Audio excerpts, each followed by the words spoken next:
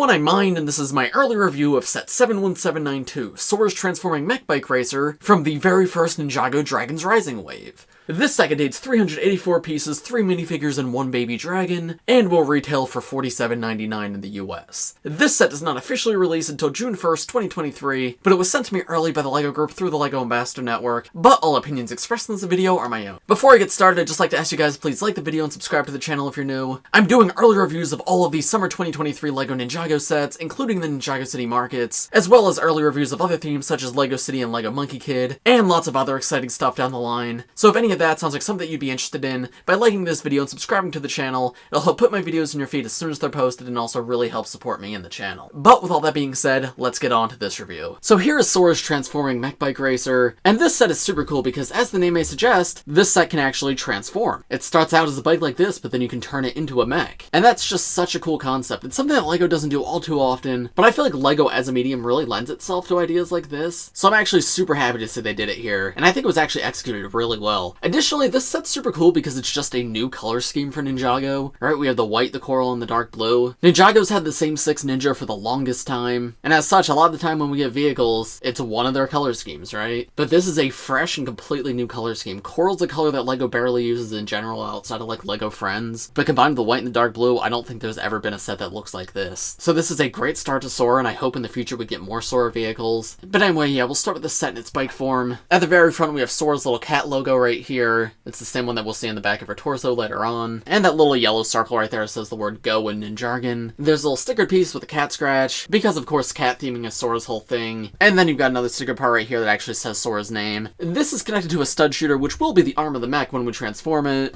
However, you can still shoot the stud shooters when it's in its bike form.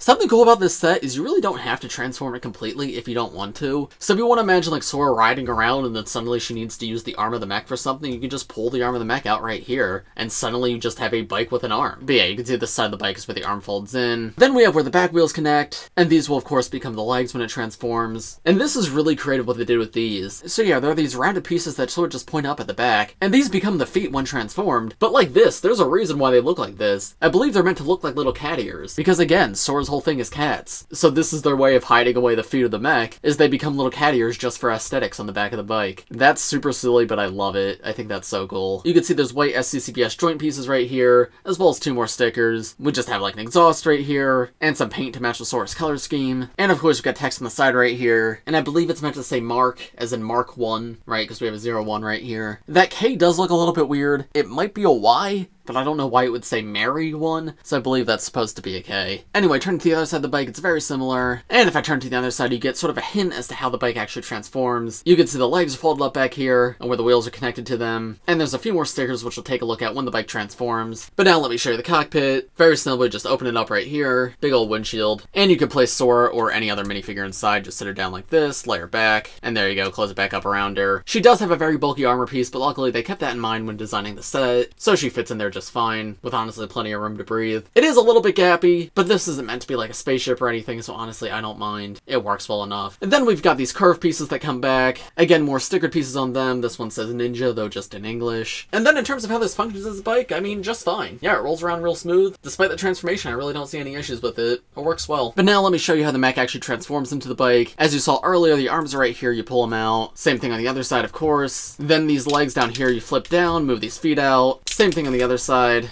And already it's basically transformed, right? Like, this is a mech now. However, there's a few more things you can do. These blue pieces at the top can be hinged out a little bit, and these kind of become shoulder blades for the mech. Then you pull these golden blades out, actually physically detach them, and fold these flag pieces up on the back. Finally, reattach the gold blades on the arms. And there you go, now there's Sora's mech bike in the mech form. And yeah, I think this looks great. Very unique mech shape, of course. Quite bulky at the top because it did used to be the front of a bike, but honestly, I don't think that's a bad thing. I think it still works. And it's honestly kind of refreshing to get a different mech shape for Ninjago, because Ninjago mechs are often just like people proportions, so it's actually neat to see them mix it up a bit. We can now see that sticker on the leg too, and it looks like in Ninjago those are the letters S and A, I suppose just the first and last letters of Sora's name. Those flags at the back also have some Ninjago on them, though once again it is just Sora's name. And then in terms of posability, the mech does struggle a lot when it comes to balancing on its legs because it is so top heavy. There is a good range of articulation there, but it just simply can't support its weight like on only one foot, so getting it in like a walking pose is pretty difficult. However, you can have it like spread its legs out like I have in front of you right now. And like there is a pretty standard range of motion there, right? Lots of different ways you can pose this. It's just a question of whether or not that pose can stay. But yeah, I think the top of the mech's just too big and the feet are too small to hold it up on one single foot. Okay, here's a bit more of a walking pose that I got it in. You can see both feet are on the ground and one is raised a little bit, but certainly not the easiest to do because if you don't have it exactly right, it will buckle under its own weight. And I bet if I shake the table just a little bit,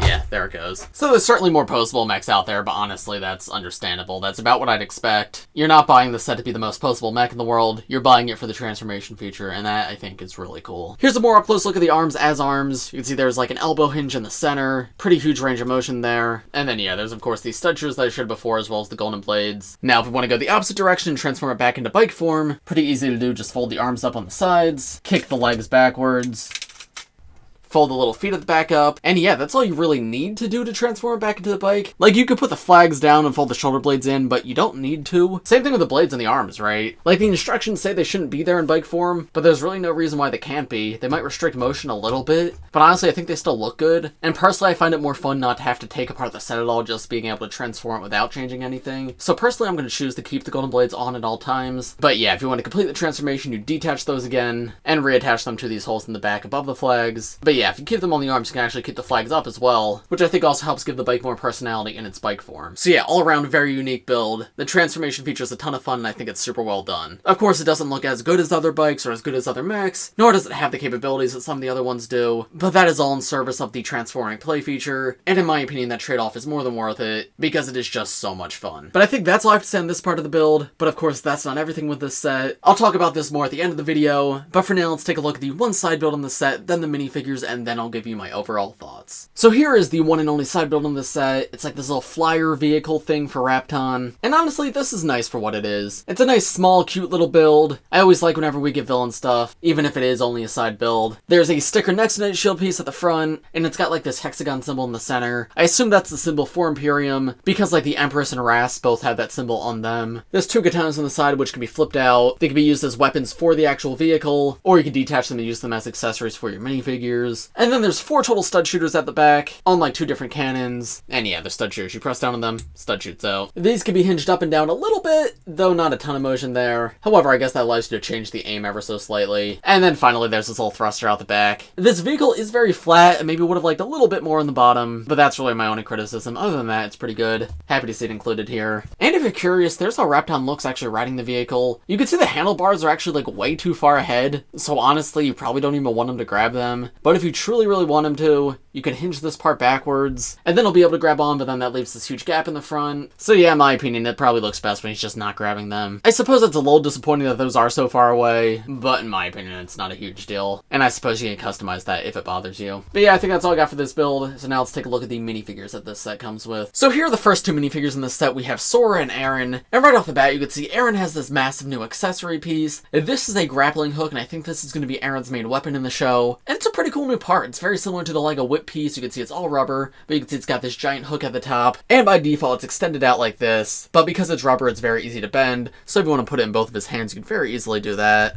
And there's how that looks. Removing that completely though for right now. Now you can see a better look at the 2 minifigures. And of course, these are the 2 all-new Ninja for this year, so it's really cool to get both of them in a slightly smaller set. Obviously, I know $48 isn't super cheap, but it is on the cheaper end of things. So getting both of them, plus Baby Riyu, who we'll see in a moment, all of them in one set, that is really nice to see. And the 2 minifigures I think are pretty good. Both of them are similar to like the normal ninja suits for this wave, however, they have their own unique things. Arin's more similar to the others, but there's still some differences with him. For one, every ninja this wave has this new armor piece. It has like a half mask that comes up above the face, and Arin's is in bright orange, while Sora's is in dark blue. But the 2 of them do not have the normal ninja upper hood piece. Arin's is very similar, though he has these golden horns coming off of it, while Sora has more of like a jacket hoodie with cat ears on it, and it's dual molded in dark blue and coral, and the coral is used for both the inside of the cat ears as well as her hair. These armor pieces do have a sword holder around the back, so you can see Arin's got the swords in there right now. Very similar design to what they did with like the ZX armor, and yeah, I think it looks really good on both of them. Removing that armor piece though, there you can get a better look at each of their torsos. You can see it's covered up by the armor, but Arin's torso is actually just like a jacket. He's got little pockets right there and an undershirt underneath. That's really cool. It makes it quite easy to make a custom casual Arin if you wanted to. I also like how he has the one regular orange arm when the rest of his design's bright orange. It's a very small difference, but I don't know, adds some nice texture, and you can see the design on its actual torso is also regular orange. I'm not the biggest fan of the green belt on him. I don't know, it just seems kind of out of place. It's probably green to match with Lloyd, and that makes sense. But even though it works thematically, I don't know if it works visually. That's just me though. Pretty good new face print on him. I like how he's got printed hair on the side too. A nice little expression as well. He's got like the smaller eyebrows to indicate that he's a bit younger. And then turning him around, unfortunately there is no alternate face, but you can see that dragon design from his torso continues around the back, and I'm pretty sure that says his name on the back there. Meanwhile, Sora is a much more detailed minifigure, and I think she looks amazing. You can see the front of her face. She's got like these golden streaks, and her eyes are all pink because this is her using her powers. And then her torso and legs are sort of like a racing suit design, with lots of that coral and dark blue, and a little bit of sand blue for detail in the background, which looks really nice. I like all the little speckles there. Kind of reminds me of like Prime Empire suits. But the coolest part about her is for sure her printed arm. Arm printing is something we get very rarely in Ninjago sets, so the fact that now we have a main character with arm printing is amazing. And yeah, you can see there's like metallic gold plating at the top and at the bottom, and then just black lines all throughout. It looks like her arm's being powered by like this orange energy, similar to what we see on the Imperium characters. And then finally, turning her around, taking a look at her alternate face and back torso print, you can see the alternate face is a much angrier expression, but I still think it looks pretty good. And then she's got like this cat face on her back, which is really cute. Yeah, I think these two are both really great minifigures. I'm so happy you get them in such a cheap set because they are like the new main characters for Ninjago. I would say they're pretty good all around. Then we have one more good guy character in this set. This guy right here, little Baby Riyu, and he's of course a baby dragon, and he's another one of the new main characters for this wave. Of course, he's not a minifigure, but I still show him off with the minifigures, and he looks great. I love the shape of the mold. They capture so much personality here. He's got like these big old feet, and each of them can connect to a single stud. There's a printed green eye in these dark blue spots, and you can see it's very similar on the other side. There's how he looks at the top with those little wings coming out, and from underneath you can see those anti-studs. Yeah, I think this is an awesome new baby animal design. Super cute. I really don't think there's any way he could be improved. I like him a lot. And then for our bad guy minifigure in this set, we have Rapton. He's one of the main villains for this wave. We saw him a bit in the trailers, and he does look very cool. Very similar to like Crux, One in the Hands of Time. He's got the same hairpiece though in white instead of gray. And then all the Imperium villains seem like very techy. They've got like this gold-plated armor with circuitry on it, and you can see Rapton has this visor and these gold teeth, which does look really cool. Gives him a super unique look. I love this weapon he has too. This comes in quite a few sets, but it's like this laser sword blade, dual molded in trans orange and gunmetal gray.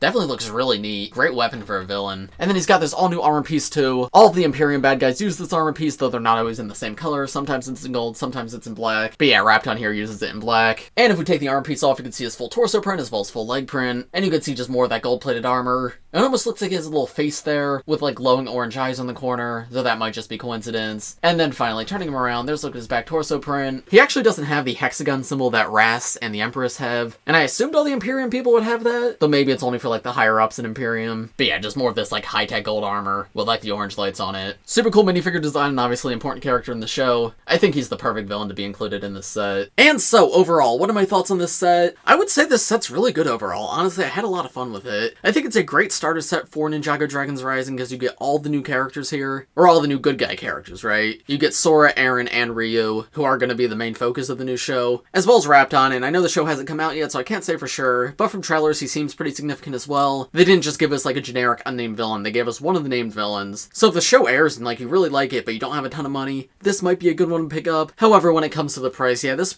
set is definitely a little bit overpriced. Certainly not the worst price set of the wave. Things like the Bounty and the Lightning Dragon are definitely worse, but $48 is certainly a bit much for what you get here. I think $35 or $40 definitely would have been better, so it's up to you whether or not you think the price is worth it. Personally, I think the concept's cool enough and the minifigure selection's good enough that even if I hadn't been sent these sets by LEGO, this probably would have been one of the ones I picked up, but that's just the thing. I was sent these sets by LEGO, so use your own best judgment as to whether or not this set feels like it's worth the price for you. But anyway, of course, those are just my thoughts. Let me know what you guys think of this set in the comments below. As I mentioned at the beginning of this video, make sure to leave a like, subscribe to the channel if you're new, and let me know in the comments which Ninjago set do you want to see an early review on next. And as for this video, I think that's about all I have to say, so thanks for watching everybody, and I will see you all in the next one. Bye!